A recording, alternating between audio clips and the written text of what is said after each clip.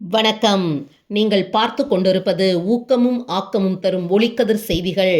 தமிழ்நாடு துணை முதல்வர் உதயநிதி ஸ்டாலின் பிறந்தநாள் விழாவை முன்னிட்டு 49 திருநங்கைகளுக்கு நலத்திட்ட உதவிகள் வழங்கும் நிகழ்ச்சி நடைபெற்றது.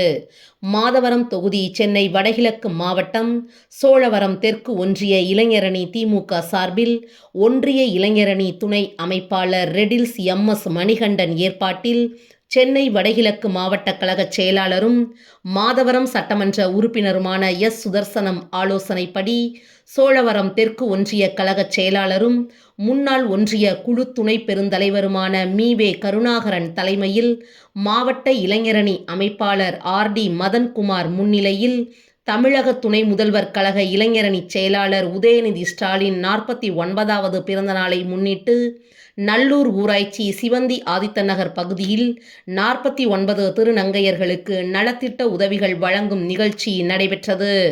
நிகழ்ச்சிக்கு சிறப்பு அழைப்பாளராக திருநங்கை சமூக செயற்பாட்டாளர் சாஷா கலந்து கொண்டு 49 திருநங்கையர்களுக்கு பல்வேறு நலத்திட்ட உதவிகளை வழங்கி சிறப்புரையாற்றினார்.